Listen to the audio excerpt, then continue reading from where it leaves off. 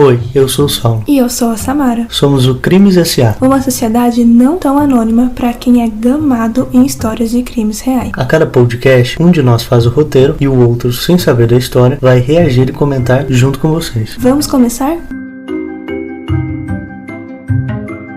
Esse podcast não é indicado para menores de 14 anos e ou pessoas sensíveis por conter descrições de violência ou cenas agressivas. Fala pessoal, Tudo bem? e hoje é o segundo episódio do nosso podcast. A Samara, quem sabe a história, e eu vou ser a pessoa que vai fazer os comentários. Mas vamos ver, eu não sei nada sobre a história, hein? Sim, o episódio de hoje é sobre o homicídio no Senado Federal Brasileiro. E o Saulo não sabe nada da história. E eu tô falando pra ele que ele vai se chocar quando ele descobrir a história, descobrir quem tá envolvido. E eu acho que vocês também vão ficar surpresos. Contem lá pra gente no Instagram, @crimes.sa, o que vocês acharam, se vocês também ficaram chocados. E as fotos do caso já estão no Instagram.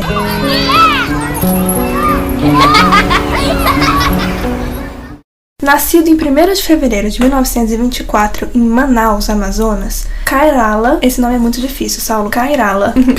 Cairala José Cairala, sim, o nome repete, o nome dele é Cairala José Cairala. Mas ele é índio? Eu imagino que sim, que ele tenha descendência indígena pelo nome, né? Ele era filho de José Cairala e Carolina Mussouli Cairala. Não sei se eu falei os nomes corretamente, mas acho que é isso. Não há muita informação sobre a infância e juventude dele, mas sabe-se que foi comerciante na vida adulta, período em que ele se estabeleceu no Acre e foi eleito prefeito de Brasileia, uma cidade lá pequenininha no Acre. Aos 38 anos, ele se filiou ao Partido Social Democrático, PSD, e foi eleito suplente do senador José Guilmard em 1962. Então entrou lá no centro-direita, né? Num partido ali mais... Detalhe, ele era social.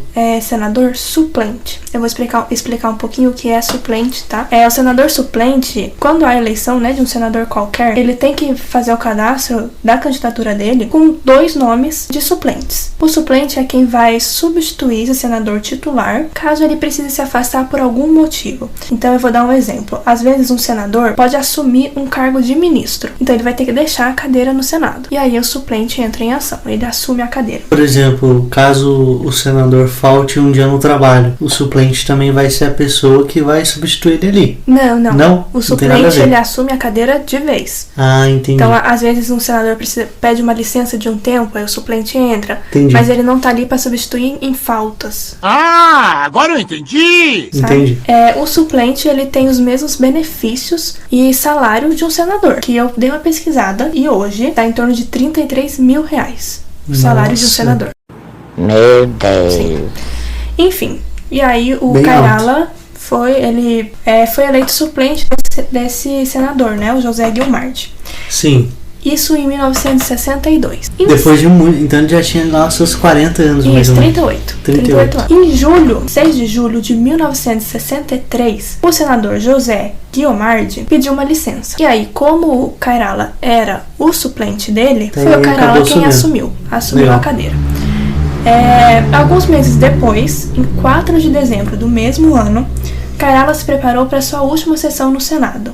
Era uma quarta-feira e no sábado da mesma semana, o Guilmard, ele ia voltar, ia acabar a licença dele, então ele ia voltar a ser o senador, assumir a cadeira. Como era o último dia do Cairala no Senado, né, a última sessão dele, ele levou a família inteira para prestigiar esse momento. Então, filhos, mãe e esposa estavam dentro da sala para acompanhar o último dia de trabalho dele. Provavelmente o sentimento dos familiares era de orgulho e eles planejavam comemorar assim que a sessão acabasse. Mas o destino foi cruel com sua família e o dia acabou no hospital com a notícia do falecimento de Cairala José Cairala. Nossa, mas como que aconteceu isso? O senador foi vítima de um crime dentro do Senado brasileiro. Foi atingido por 2 disparos e morreu horas depois no hospital. Mas só ele ou a família também? Só ele. Mas por quê? Cairala tinha antecedentes criminais? Inimigos políticos? Estava jurado de morte? Quem matou o senador? De onde vieram os tiros?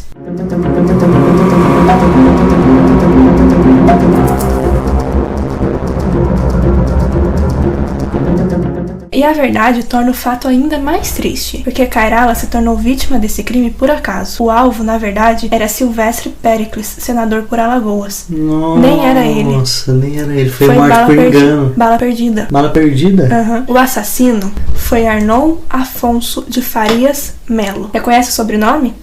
Arão era jornalista, advogado, empresário, também senador por Alagoas e pai de Fernando Collor de Mello. ex-presidente do Brasil. Nossa, caramba. Eu falei que você ia se chocar. Nossa. Eu falei que você ia se chocar. Pai do Collor, Aron.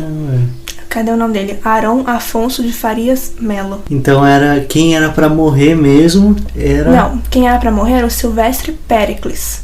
E o assassino foi Arnon Afonso de Farias Melo. Mas ele foi preso, então? É agora que a gente vai descobrir essa história melhor. Então, pra entender direitinho por que ele queria matar esse senador, por que ele tava com uma arma no Senado, como que aconteceu essa confusão, né? Por que aconteceu. Então, pra entender direitinho como as coisas chegaram nesse ponto e o pai do Collor se tornou um assassino em flagrante, a gente vai ter que voltar um pouquinho na cronologia. Caramba, então você veio com toda a história e ainda deixou a gente um pouco mais ansioso para informações a mais, né? Uma curiosidade. Você é estrategista, Samara. Meu jeitinho.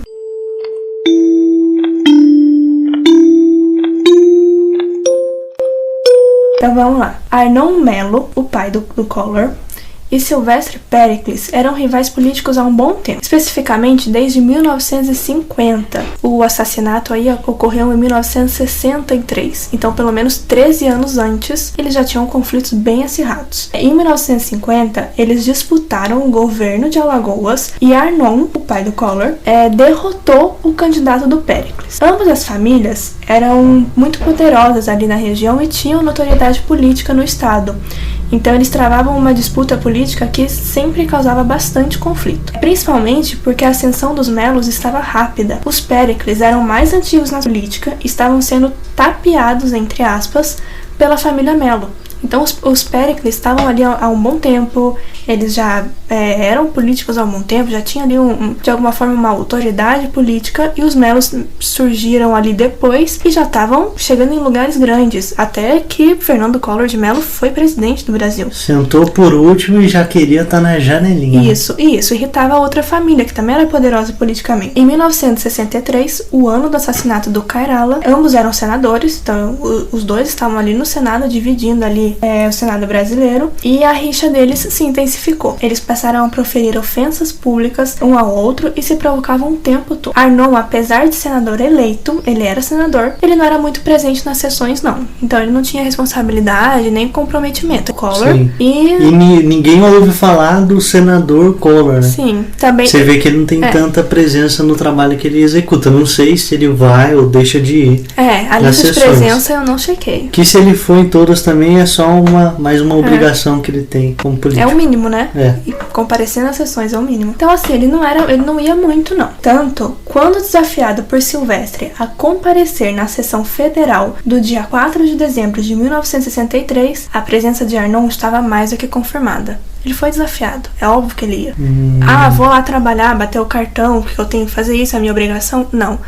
Fulano me desafiou. É claro que eu vou, com certeza. Conte comigo. Povo que se lasque.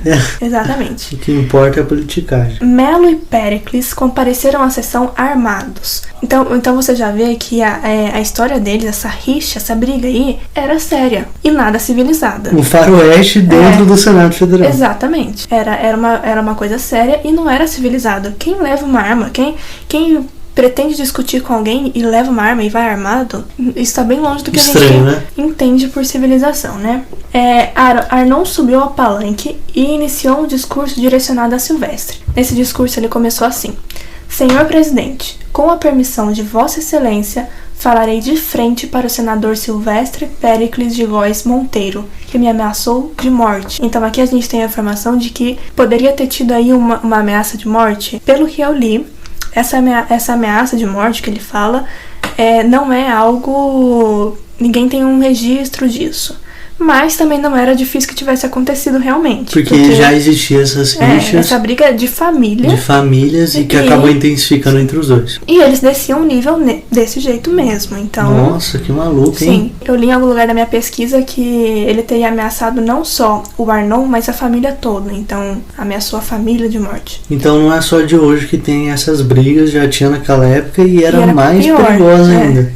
E esse foi só o início do caos que teve por consequência um crime. Enquanto Melo discursava, Silvestre levantou e foi andando em direção a Arnon, xingando-o. Tem foto disso no Instagram, então corre lá pra ver. Tem vídeo também ou não? Não achei vídeo.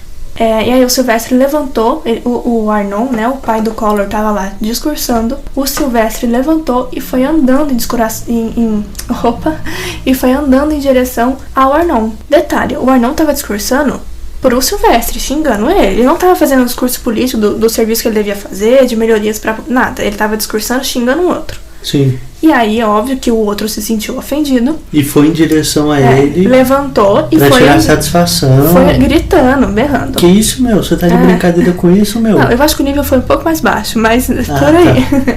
Que tem que... Não sei, o outro era Paulo... Não, os dois eram nordestinos, né? Os dois de Alagoas. Ah, tá. Então não vai ter meu, que meu é mais... Não. É mais São Paulo. Ai, eu não sei como que é o sotaque do pessoal de Pessoal Alagoas. do Nordeste, conta aí pra gente, pessoal de Alagoas. Como que ele pode ter xingado com as gírias de vocês? Eu adoro... Eu já falei isso, né, pra você, que eu adoro variedade linguística. Eu amo. Então contem lá pra gente as gírias que vocês usam. Bom, e aí o Silvestre levantou, foi em direção a ele, xingando, gritando, fazendo escarcéu. E aí o Péricles fez algum movimento de sacar a arma dele. Lembrando, os dois estavam armados. Então o Péricles fez algum movimento pra pegar a arma dele. Quando ele fez isso, o Melo, que tava lá discursando, ele já provavelmente se assustou e fez a mesma coisa. Só que ele foi mais longe. Ele atirou.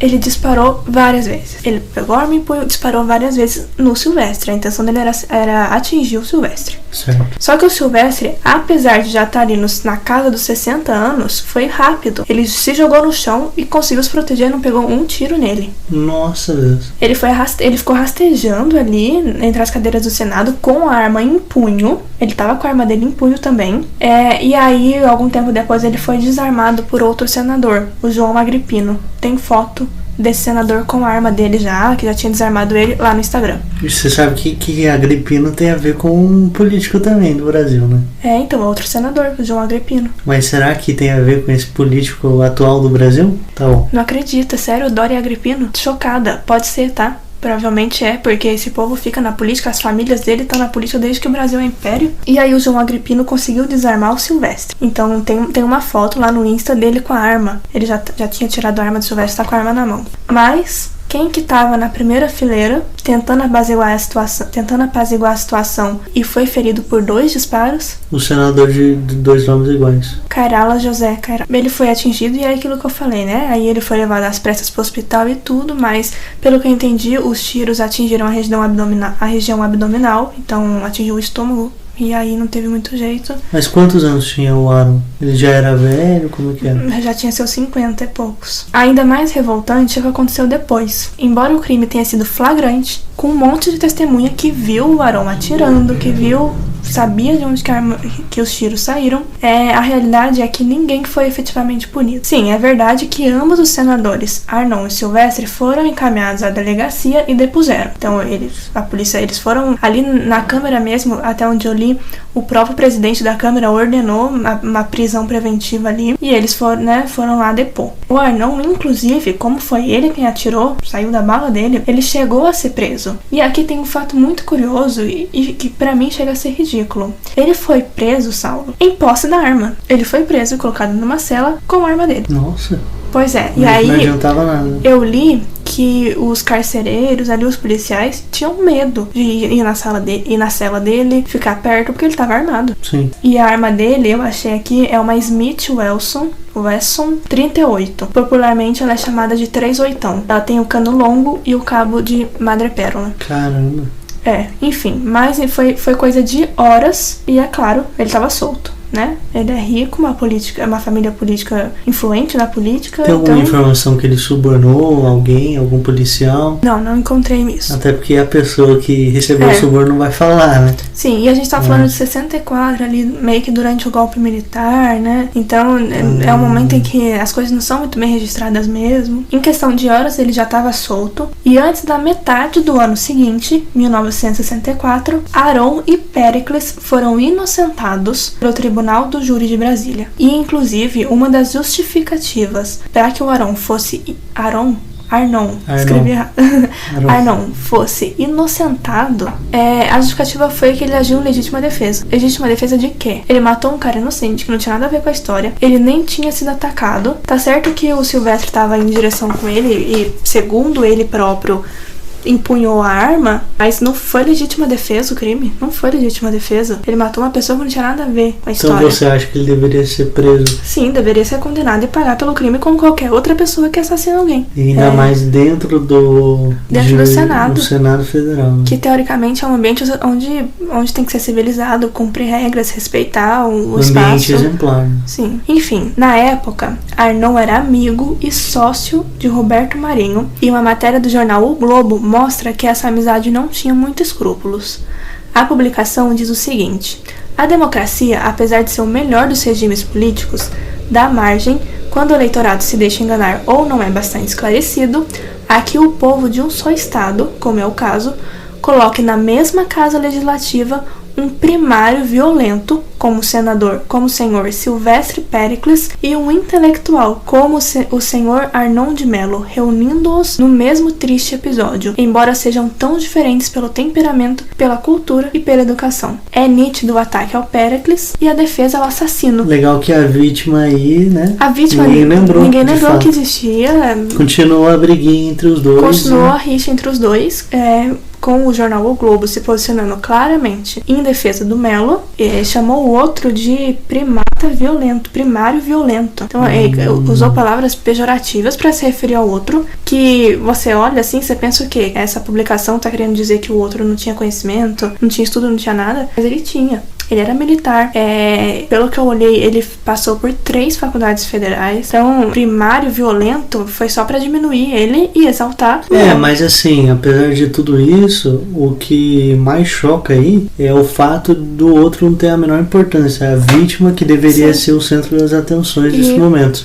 E sumiu assim, não teve importância. Porque assim, os dois, independente do que um jornal falava ou deixava de falar, era só uma briguinha entre 2 pessoas ricas que tinham uma presença muito forte na sociedade, na política, e famílias ricas também. Então, no fim, era só uma briga ali de 2 galos mais ou menos da mesma classe, entendeu? Do mesmo nível, realmente, porque os 2 foram armados, os 2 foram completamente irresponsáveis, mas o descaso com a vítima é realmente algo que se destaca. E acabou? É isso?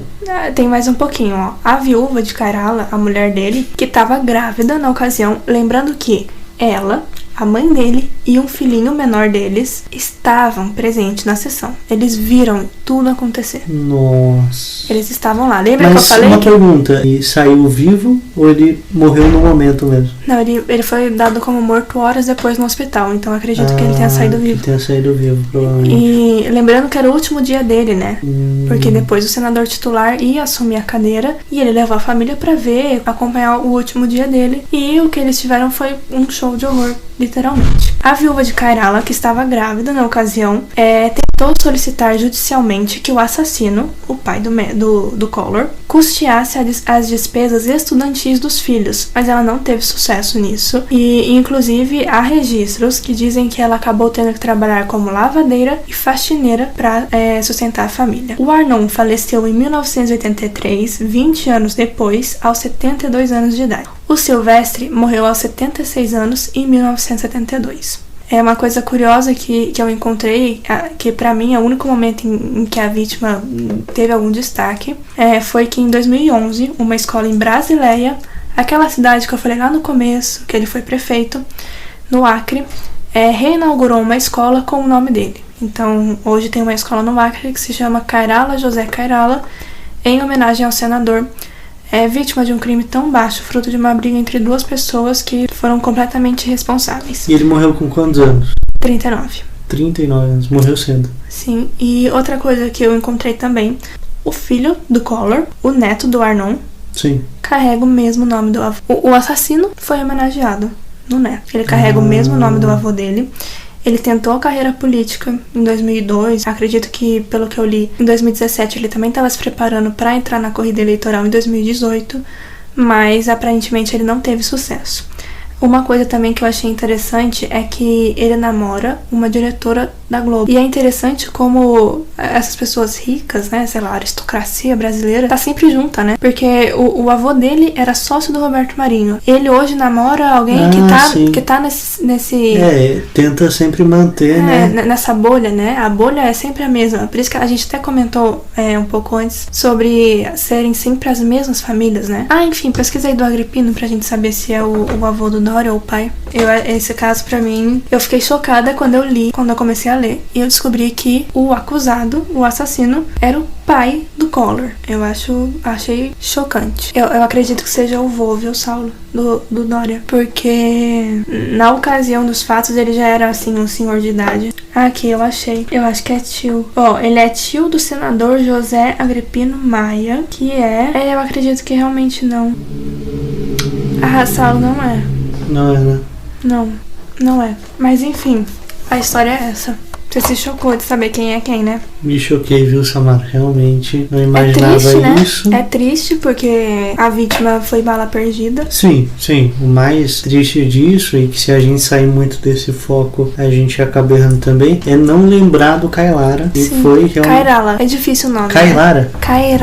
Kairala. Sim. Que ele foi a pessoa ali que sofreu com tudo. E merecia o destaque, né? Sim, e a família, como você disse, depois teve que ter um esforço adicional da esposa dele, que não era necessário, né? Mas isso também mostra pra gente como é centralizado o poder no Nordeste e quantas famílias têm tanta rixa, né? E como até hoje ainda é um esquema de coronelismo. Muito São as grande, mesmas né? famílias que mandam, né? Praticamente. Então esse foi mais um episódio. Corre no Instagram, @crimes.sa. Lá tem fotos do caso pra vocês saberem quem é quem, tudo direitinho. Inclusive, falando nisso aí de que a vítima mesmo ficou em segundo plano, foi difícil achar foto da vítima. Foi difícil. Eu consegui uma foto. Foi difícil encontrar foto. E o registro sobre ele ter sido prefeito em Brasileia e tudo também foi extremamente difícil de encontrar. Eu achei no site do Senado que ele tinha sido prefeito, mas lá não tem informação de data, de quando que ele foi, quando que não foi. Então é muito vago tudo, sendo que o foco deveria ser ele. Enfim, sugestões de caso, mandem pra gente no Instagram, no direct. Se você tem um caso na sua cidade, na sua região, que você gostaria de ouvir por aqui, manda lá no direct, e-mail ou no site. No link da bio tem um formuláriozinho lá pra mandar, tá bom? Tem mais algum comentário pra fazer, Saulo? Eu vou falar a referência bibliográfica. Bastante coisa na Wikipedia.